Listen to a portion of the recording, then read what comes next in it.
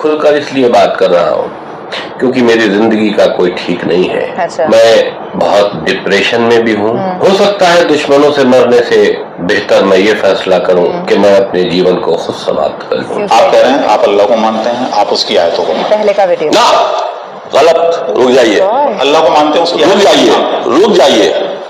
ان فرضی فیک آیتوں کو نہیں مانتے جو یہ 26. آپ کیسے کہہ سکتے ہیں؟ آپ کیسے کہہ سکتے ہیں کہ یہ اللہ کی آیتیں ہیں؟ قرآن کس کا لکھا ہوا ہے؟ اللہ کا کلام. کیسے آپ کیسے کہہ سکتے ہو؟ سوال ہے آپ سے سوال ہے. یہ اللہ، یہ قرآن مجید ان کاغذ سیاہی اور کاغذ قلم سیاہی اور پرنٹ کیا ہوا یہ اللہ کیا سے آیا ہے؟ نہ پہلے آپ میرا جواب دیجیے نا. نقل کس کی ہے؟ نقل کس کی ہے؟ جو رسول نے قرآن لکھا، جو رسول نے قرآن لکھا، جو جبرائیل لے کر آئے، رسول نے لکھا، جبرائیل نے لکھ کے دیا، ان کو یاد کرایا، جبرائیل نے لکھ کے دیا. آپ گھما رہے ہیں، آپ صحیح جواب نہیں دے رہے. بخاری کو مانتے؟ بخاری شریف کی حدیث نمبر دیکھ لیجیے آپ. جی میں بتا رہا ہوں، حدیث نمبر 5003 اور 5004، جس میں یہ لکھا ہے کہ جب رسول کا انتقال ہوا تو صرف 4 لوگ قرآن مجید کے بارے میں جانتے تھے. ٹھیک، رسول کے ساتھ حضرت علی رہتے تھے جو ان کے داماد بھی تھے اور ان کے بھائی بھی تھے.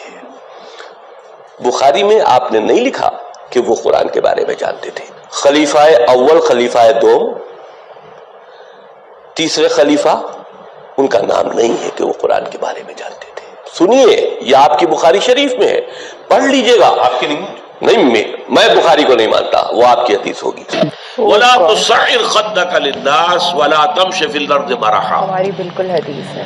اور اپنے گال پھلا کر نہ رکھو. یہ عام طور پہ ترجمہ کر دیا جاتا ہے کہ غرور کی کیفیت جب ہوتی ہے تو انسان جو ہے وہ کشادہ پیشانی سے لوگوں سے نہیں ملتا، سیدھا بات نہیں کرتا، بڑا ذرا سا گردن میں خم. سعر اصل میں کہتے ہی ہیں، اونٹ کو ایک بیماری ہوتی ہے جس سے اس کی گردن ٹیڑھی ہو جاتی ہے، یہ سعر ہے. تو جس کو ہم اپنی زبان میں کہتے ہیں کج روخی. ایک آدمی آپ سے بات کرنا چاہتا ہے، آپ اس سے فیس نہیں کر رہے، اسے ذرا یوں کر کے بات کر رہے ہیں، گویا کہ براہ راست اسے ایڈریس کرنا یا اپنے مقام سے آپ بڑا فروغ سمجھتے ہیں کہ یہ تو نیچے ہے، میرا مقام بہت بلند ہے. اسی طرح یہ جو کج کولاہی ہوتی ہے، کلاہ جو ہے وہ ذرا ٹیڑھا ہو، ٹوپی جو ہے وہ ٹیڑھی ہو سر کے اوپر، تو یہ کج رخی اور کج کلاہی، یہ تمام چیزیں جو ہیں یہ وَلَا تُصَعِّرْ خَدَّكَ لِلنَّاسِ. جب کسی انسان کو خیر کی توفیق مل جاتی ہے، بھلائی کی توفیق مل جاتی ہے، جب وہ فطرت کے راستے پر چل رہا ہے اور نیکی کے راستے پر چل رہا ہے، تو اب سب سے بڑا خطرہ جو اسے لاحق ہو جاتا ہے، شیطان جو ہے اس کے لیے سب سے بڑا گڑھا جو کھودتا ہے جس میں کہ وہ گرا سکتا ہے اس کو، اگر انسان جو ہے چوکس اور چوکن نہ ہو، تو وہ یہ کہ غرور پیدا ہو جائے، زوم پیدا ہو جائے اپنی نیکی پر، اپنے تقوی پر، اپنی بھلائیوں پر، اپنی عبادت گزاری پر. اگر زوم پیدا ہو گیا and you look down upon the others، دوسروں کو آپ بنظر استحقار دیکھنے لگے، تو آپ کی ساری اچیومنٹس زیرو سے ضرب کھا کر زیرو ہو جائے گی. gone with the wind، ختم. اس لیے یہ بہت بڑی بات ہے. حدیث میں آیا ہے لن يدخل الجنہ من کان فی قلبہ مثقال ذرۃ من کبر. وہ مثقال ذرہ پھر آ گیا، یا جنت میں ہرگز داخل نہیں ہو سکے گا وہ شخص جس کے دل میں ذرے کے ہم وزن بھی تکبر ہوگا. اور حدیث قدسی ہے الکبر ردائی، تکبر تو میری چادر ہے، مجھ پر راست آتی ہے. المتکبر اللہ کے ناموں میں سے ہے. هو اللہ الذی لا الہ الا هو الملک القدوس السلام المومن المہیمن العزیز الجبار المتکبر. وہ المتکبر ہے، المتعال ہے، بہت بلند ہونے والا اور بہت تکبر کرنے والا. لیکن بندے کے لیے نہیں. بندے کے دل میں اگر تکبر آ گیا تو اس کی ساری نیکی، سارا تقوی زائل ہو جائے گا. وَلَا تُصَعِّرْ خَدَّكَ لِلنَّاسِ، تواضع ہونی چاہیے. شیخ سعدی نے بڑی خوبصورت اس کے لیے مثال دی ہے. درخت ہے، آم کا درخت ہے، امرود کا درخت ہے، انار کا ہے، संतरे का है, जब उस पर फल आता है तो शाखें झुक जाती हैं। Yes. इसी तरह इंसान को अगर अल्लाह ताला खैर अता कर दे, अच्छे समरात उसकी सीरत में, उसके किरदार में, उसकी शख्सियत में, इल्म के एतबार से, किरदार के एतबार से भलाइयाँ आ जाएं, फल आ गया है, तो अब उसको झुक जाना चाहिए, तवाज़ु होना चाहिए। इसके बजाय अगर तकब्बुर हो गया, गर्दन अकड़ गई, तो मालूम हुआ कि बस सारा अपना किया धरा जो है वो ज़ाया हो जाएगा। Exactly. Wow. sir. वला तुसइर खद्दक लिन्नास वला तमशि फिल अर्दि मरहा, और जमीन में इतराते हुए न चलो, अकड़ कर चलना, इतरा कर चलना। मरह जो है वो फरह से आगे है। फरह कहते हैं खुशी से आपे में न समाना, वो तो खुशी से आपे से बाहर हो गया, या वो नहीं समा रहा था, वो कोई और लफ्ज मेरे दिल में नहीं आ रहा है इस वक्त। तो Over excited. ये जो इस फरह से आगे मरह है, उसमें ये है कि इंसान इतरा कर अपनी बड़ाई, अपनी खूबी का इजहार भी करता है। वला तमशि फिल अर्दि मरहा। अब आप देखेंगे कि ये मज़ामीन जो है कुरान मजीद में, उनकी अहमियत का अंदाज़ा इससे होगा, सूरह बनी इसराइल के 4थे रुकू में भी आए हैं, वला तमशि फिल अर्दि मरहा, ज़मीन में अकड़ कर मत चलो, ये वहाँ भी आया है। इसी तरीके से और दूसरे मकामात पर सूरह अल फुरकान के आखिरी रुकू में भी आया है, व इबादुर रहमान लज़ीना यमशून अलल अर्दि हौनन। अल्लाह के नेक बंदे तो वो हैं जो ज़मीन पर चलते हैं तो आहिस्तगी के साथ चलते हैं, वो जोर से कदम मार कर नहीं चलते, गर्दन उखाड़ कर नहीं चलते, गर्दन अकड़ा कर नहीं चलते, और गर्दन भी अकड़ी हुई हो और सर के ऊपर एक जो है साफा, उसका तुर्रा भी जो है वो बड़ा ऊंचा कर लिया गया, तो उससे क्या होता है? इन्नका लन तखरिक़ल अर्ज़ वलन तबलुग़ल जिबाल तूला।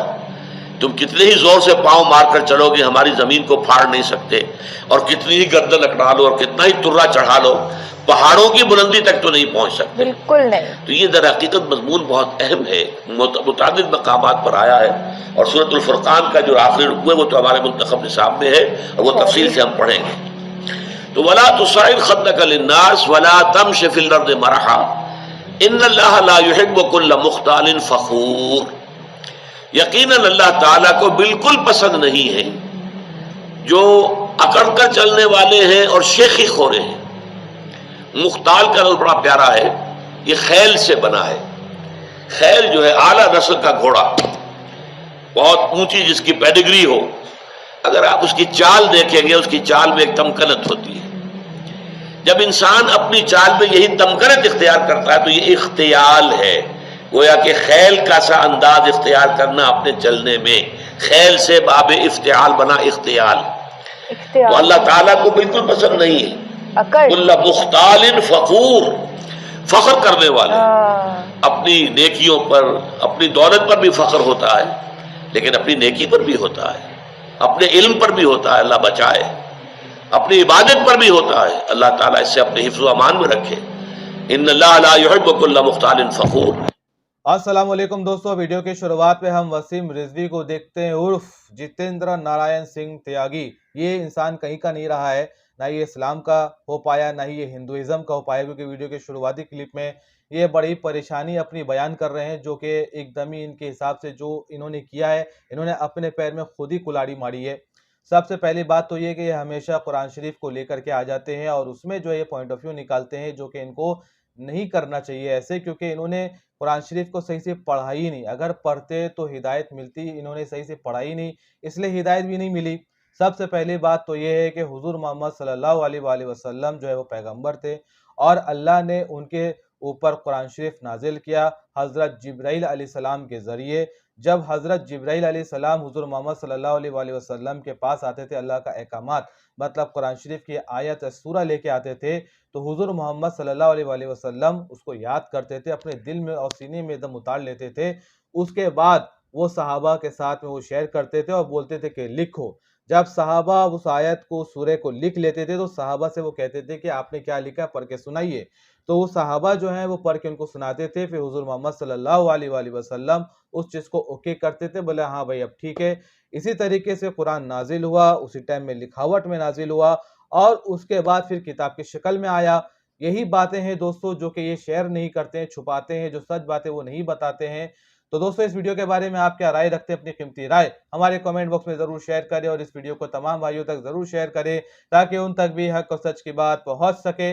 मिलते हैं आपसे अगली वीडियो पे, तब तक आप अपना ध्यान रखें।